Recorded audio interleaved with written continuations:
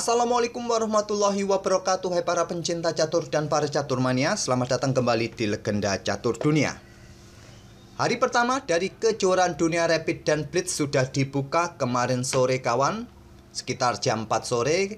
Jika kalian punya waktu untuk menonton live streamingnya, bisa kalian melihat di channel-channel catur utama dunia, chess24.com, chess.com, atau channel resminya VIDA, bisa kalian lihat di situ. Dan jika kalian ingin melihat live gamenya langsung, kalian bisa mengunjungi Lichess ataupun ada di chess.com. Kalian klik saja chess event atau turnamen, ada beberapa pilihan turnamen di situ. Kalian pilih VIDA World Rapid Chess Championship untuk kategori opennya, atau kalian ingin memilih kategori wanita, bisa kalian klik yang di bawahnya tadi. Di situ kalian bisa nanti otak-atik permainan langsung dari para pemain-pemain yang berlaga secara live kawan. Bisa kalian otak-atik ini. Dan di hari pertama kemarin langsung memainkan 5 babak dari 13 babak yang direncanakan dengan sistem Swiss kawan. Kita kemarin sudah mengulas permainan Magnus Carlsen, di mana Magnus Carlsen di hari pertamanya memetik 4 kali kemenangan berturut-turut di babak pertama, kedua, ketiga, dan keempat. Dan di babak kelima bertemu Arjun berbagi poin alias remis. Sementara Carlsen bersama beberapa pemain lainnya mendapatkan skor yang sama 4,5 poin, diikuti Anish Giri di posisi kelima kawan, Duda, Nihal Sarin, dan juara bertahan Abdus Satorov memetik juga 4 poin dengan 4 kemenangan dan 1 kali kalah saat berhadapan dengan Magnus Carlsen di babak keempat. Dari sekian banyaknya daftar nama ini kawan, saya tidak menemui nama dari Alireza Firoza ataupun Wesley So di sini. Cukup disayangkan dua pemain kuat ini tidak hadir ataupun tidak berlaga di event ini kawan. Sedangkan juara Speed Chess Championship Hikaru Nakamura berada di posisi ke-27 kawan dengan 3,5 poin bersama dengan pemain lainnya macam Richard Rapport, Daniel Dubov juga ikut kawan di sini, Fabiano Caruana juga mendapatkan 3,5 poin. Cukup disayangkan Alireza tidak ikut serta di event ini kawan, dan Wesley So pun juga termasuk pecatur dengan tipikal permainan cepat yang kuat. Cukup disayangkan tidak ikut berlaga di event ini. Oke, untuk game yang akan kita ulas kali ini saya ambil lagi permainan dari Magnus Carlsen kawan. Saya dahulukan permainan Magnus Carlsen saat berjumpa dengan juara bertahan dunia Rapid tahun lalu Nordibek Abdus Satorov di babak keempat. Banyak sekali game-game yang bagus kawan sebetulnya, tapi karena begitu banyaknya game yang bagus jadi bingung admin memilihnya. Mungkin nanti kita akan tetap mencari game-game bagus untuk kita ulas setelah turnamen ini berakhir. Turnamen ini hanya 5 hari kawan, 3 hari sesi Rapid dan 2 hari sesi Blitz. Oke, kita langsung ke permainan Carlsen versus Nordibek Abdus Satorov di babak keempat kawan. Edisi tahun lalu, kedua pemain ini juga sempat bertemu di sesi Rapid kawan, dan Carlsen kalah oleh Nordibek Abdus Satorov dalam permainan endgame. Nordibek Abdus Satorov edisi tahun lalu merupakan juara kawan di sesi Rapid ini, mengalahkan Ian Nepomniachtchi dalam permainan tie breaks. Di sini di babak keempat Carlsen bermain dengan Nimzo Larsen attack kawan. Di game kedua juga bermain dengan Nimzo Larsen attack ini saat menghadapi Erik Hansen. Erik Hansen membalas dengan pion D5, gajah B2, gajah G4, pion F3, gajah F5. Carlsen menang pada game kedua. Tapi Nordibek Abdus Satorov tidak bermain dengan pion D5, tapi dengan pion E5. Gajah B2, kuda C6, pion E3, kuda F6, dan di sini kuda F3. Biasanya yang paling banyak pion ini didorong kawan. Di game-game terdahulu bahkan komputer pun menyarankan pion E4, kuda E5, kuda D4, balasan putih di langkah berikutnya. Tapi tidak, di sini tidak di backup dengan pion D6. Ini juga akan mengurung gajah gelapnya kawan. Nordibek Abdus Satorov tidak ingin bermain gajah gelapnya terkurung. Dia bermain dengan gajah gelapnya ke petak D6, perkuat posisi pion E5-nya. Tapi masalahnya gajah terangnya ini akan terlambat berkembang. Pion C4 lanjut Carlsen, Nordibek Abdus Satorov rokade, pion D5 untuk menjaga peta E4 dari potensi pion didorong maju, benteng E8 perkuat lajur E-nya kawan, dan juga mengosongkan peta bagi gajah jika ingin ditarik mundur. Viacento mungkin rencana berikutnya agar diagonal terang ini segera bisa dibuka kembali. Dan di sini juga punya opsi melakukan skak dengan tempo, pasti akan diblokade oleh beberapa perwira ataupun kuda nanti di petak C3. Ada kesempatan juga menukarkan perwira tanpa menarik mundur lagi gajahnya ke F8. Oleh karena itu Carlsen pion A3 kontrol petak B4. Pion A5, di sini gajah E2 melanjutkan pengembangan sesegera mungkin rokade gajah F8 dan segera juga memainkan pion pusatnya kawan untuk bertarung nanti di petak pusat. Gajahnya bisa keluar petak terangnya kawan, rokade oleh Carlsen. Pion D5 sekarang, pion C pukul pion D5 diambil balik oleh kuda. Dan di sini Carlsen melanjutkan pengembangan kuda B ke D2 dan selanjutnya pion F6 untuk perkuat posisi petak pusat ataupun membuka banyak petak terang bagi pergerakan gajah terang nanti jika diperlukan. Menteri C2 lanjut Carlsen, gajah F5 coba tekan diagonal ini kawan, mempersilahkan ancaman garbuan. Kalau putih mengancam dengan garbuan semacam ini, ya kuda ini lompat ke petak F5, sama-sama memberikan ancaman bagi gajah masing-masing. Dengan tempo skat akan merugikan putih. Carlsen bermain dengan benteng E1, perkuat gajah terlebih dahulu dan gajah menghindari ancaman garbuan mundur ke G6. Di sini mungkin langkah yang logis bagi putih, pion H3 untuk kontrol petak G4, juga memberikan ruang bagi raja kawan atau manuver kuda juga ke petak H2, ataupun juga benteng ini bergeser ke D1, benteng A ke C1 merupakan pilihan yang logis bagi kita, tapi tidak dengan Carlsen kawan. Dia berencana menyerang lewat lajur G, pion G4 dimainkan kawan. Dan di sini Menteri D7 lanjut Abdus Satrop, incar pion, dibiarkan Raja H1 mengorbankan pion G4, tapi kalau diambil ya putih akan mendapatkan kompensasi pion E5 discover. Dan benteng pun segera bisa ditempatkan di lajur G semi terbuka ini, merugikan bagi hitam. Nordipek Abdus Satrop memilih benteng AD8 kawan, dan di sini kuda E4 coba sentralisasi kuda dan menantang gajah sikat kuda ini kawan. Tapi akan merugikan hitam sekali lagi, coba lihat. Putih akan mempunyai kontrol yang sangat kuat di petak pusat walaupun struktur pionnya double di lajur E ini kawan. Putih akan bagus di posisi pusat. Abdus Satrop memilih dengan raja bergeser ke H8 meninggalkan diagonal terang yang terbuka ini kawan. Dan di sini Carlsen menggeser benteng AD1 untuk mengimbangi kekuatan hitam di lajur D yang semi terbuka. Gajah F7 coba direposisi mungkin ke petak E6 rebut pion G4 ataupun juga membuka diagonal ini nanti sesegera mungkin juga kuda bisa beraksi kawan mungkin ke petak B6. Di sini Carlsen sesegera juga menggeser bentengnya ke lajur G, memberikan dukungan bagi pionnya atau diangkat sesegera mungkin di double kawan dan Nordipek Abdus Satrop kuda B6.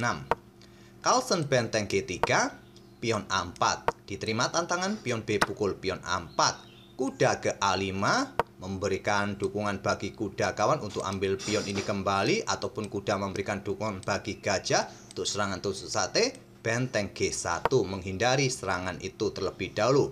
Dan di sini langsung ambil pion ini merupakan pilihan utama kawan dan coba rebut gajah gelap ini yang bisa saja nanti cukup membahayakan di diagonal panjang ini kawan. Mungkin pion G5 akan dimainkan oleh Carlsen, kalian bisa memainkan pion F5 terlebih dahulu. Itulah yang mungkin bisa terjadi. Tapi di sini Nordipek Abdus Satrop coba sentralisasi gajah untuk mendapatkan diagonal ini kawan. Dan coba lihat parameter langsung menunjukkan posisi putih naik kawan dalam posisi yang lebih bagus. Memberikan kesempatan Carlsen mendorong pion G5-nya sekarang. Pion F5 dan di sini kuda C3, gajah mundur ke C6. Stockfish memilih jalur kuda dikorbankan kawan. Saat ada pion F5 ini cukup menarik. Setelah diterima, kalian bisa melanjutkan ambil balik kawan dengan pion G, lajur G terbuka kawan. Nanti bisa disusul mungkin hitam menantang pertukaran, kalian bisa bermain dengan langkah menteri mundur ataupun gajah C3. Itulah jalur pilihan dari engine komputer. Tapi di sini Carlsen memilih permainan aman dengan kuda C3, gajah C6, dan sekarang pion E4 lanjut Carlsen untuk blokade diagonal terang ini kawan. Dan di sini kuda ambil pion A4 sekarang, menantang pertukaran kuda. Diterima oleh Carlsen, dipukul balik oleh gajah, menteri menghindar ke C2. Dan di sini kawan kuda manuver ke petak C6, mencoba menempati petak D4 untuk sekalian blokade diagonal gelap, menantang pertukaran kuda. Bisa jadi Carlsen mendorong pionnya, menantang pertukaran pion untuk membuka lajur H kawan. Di sini jika diterima jelas kawan ancamannya, di sini hitam akan kehilangan perwira gajah di peta A4 ini kawan dengan tempo skak ini. Ataupun jika kalian bermain dengan langkah pion H6, kuda siap lompat kawan ke peta G5. Ingin melakukan skak di peta F7, sekali lagi kalau diterima pengorbanan kuda, benteng mempunyai lajur H terbuka, menteri siap bergerak ke C4 untuk mendapatkan perwira lagi, dan pion hitam di peta G5 bisa diambil lagi oleh benteng putih nanti. Nordic backup to Satrap memilih kudanya ke peta D4 dan mencoba memberikan ancaman pada gajah sekaligus ancaman garbuan keluarga nanti kawan sepasang benteng plus menteri. Resiko ini diterima oleh Carlsen membuat tantangan kuda lompat ke peta G5 membiarkan kuda sikat gajah E2. Tapi pilihan terbaiknya adalah benteng E7 kawan untuk mempertahankan peta F7 ini daripada kuda ambil gajah. Inilah pilihan terbaik untuk bertahan. Mungkin di sini kalau putih melanjutkan pion pukul pion, menteri bergerak ke peta C4 memberikan ancaman skakmat, nanti bisa diantisipasi dengan pion G6 membuka ruang bagi raja ataupun membackup atau memberikan ruang juga bagi benteng untuk mempertahankan peta G8 dari ancaman potensi menteri di diagonal terang ini kawan. Kemungkinan setelah benteng E7 dimainkan oleh hitam, bisa melanjutkan dengan langkah gajah bergerak ke peta H5 untuk menghindari serangan kuda ini. Tapi di sini Nordic backup to Satrap memilih tantangan Carlsen dengan kuda sikat gajah E2. Sekarang garbuan keluarga kawan, sepasang benteng kena garbu plus menteri, dan Carlsen melangkah kuda ke peta F7 skak. Nordic backup to Satrap sikat kuda dengan harapan pertukaran menteri kawan. Kudanya nanti juga mendapatkan menteri di peta C3. Kalaupun tantangan kuda ini tidak disikat dengan menteri kawan, raja bergeser ke peta G8, maka menteri C4 kawan. Persiapan discover. Kalau di sini kuda ambil benteng dengan tempo terlebih dahulu, diambil balik oleh benteng, dan mungkin kalian menantang pertukaran menteri di sini kawan, menantang pertukaran, maka selanjutnya adalah pion akan pukul pion H7 tempo skak kawan. Raja ambil kuda di peta F7, pion bisa promosi. Kalau seumpama raja memilih ambil pion agar tidak promosi, kuda ke peta G5 kawan. Dan menteri juga tewas. Akan merugikan juga bagi hitam. Oleh karena itu, Nordic backup to Satrap langsung sikat kuda F7. Setelah diambil balik oleh pion, maka di sini kuda ambil menteri C3. Pion ambil benteng tempo promosi, diambil oleh gajah. Inilah kekeliruan juga dari up to Satrap. Memilih ambil balik dengan benteng merupakan pilihan terbaik untuk menjaga peta E5 ini kawan. Setelah gajah sikat kuda, hitam bisa melanjutkan pertukaran pion semacam ini. Pion G6 juga bisa dimainkan untuk memberikan ruang banyak bagi pergerakan raja kawan. Memang putih masih kuat dengan sepasang bentengnya, tapi juga kalau bisa memanfaatkan sepasang gajah, hitam masih bisa mengimbanginya. Tapi di sini tadi Nordic backup to Satrap memilih ambil balik menteri putih yang tadi promosi dengan gajah. Setelah gajah sikat kuda C3 lanjut Carlsen, di sini pion F4 patutnya dimainkan kawan untuk ancam benteng. Dan nanti kalian punya tempo untuk mempertahankan peta E5 dengan gajah kawan. Kalau sampai benteng ini bergerak di lajur G, tetap seumpama bergerak ke peta terang, ya gajah ini akan bergerak kawan untuk mencoba nanti memberikan ancaman di sini. Tetap saja nanti akan merugikan putih dalam posisi remis permainan akhirnya. Kalau seumpama bergerak ke peta gelap ini kawan, ini akan memberikan tempo juga bagi hitam bermain dengan gajah ke peta G6 kawan. Tetap akan memberikan kesempatan hitam untuk bertahan. Tapi Nordic backup to Satrap langsung bermain dengan gajah G6. Akhirnya pion E pukul pion F5. Gajah ambil balik, dan di sini gajah ambil pion E5. Sekarang gajah gelap sudah punya diagonal yang terbuka penuh. Peta G7 mendapatkan tekanan berat, dan sudah saatnya benteng digeser untuk pertahankan peta G7. Up to Satrap salah melangkah lagi kawan, memilih dengan gajah ambil pion D3. Harapannya gajahnya bisa bergerak dan bisa mendapatkan benteng, tapi sudah terlambat. Benteng langsung diluncurkan oleh Magnus Carlsen. Di peta G7 ambil pion, dan di posisi langkah ke-35 ini up to Satrap menyerah.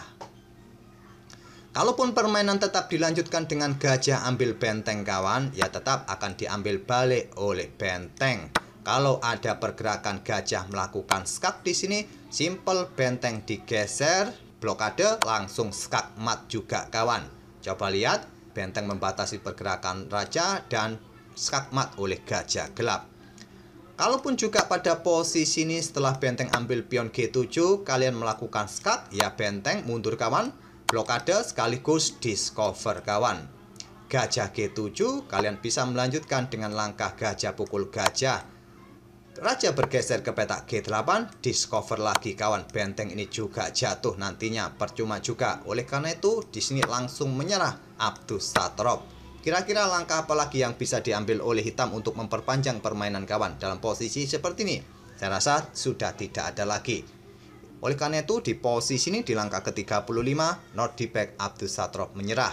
Akhirnya Magnus Carlsen bisa membalas kekalahannya di event tahunan ini kawan, setelah tahun lalu kalah oleh Abdus Satrop di permainan endgame.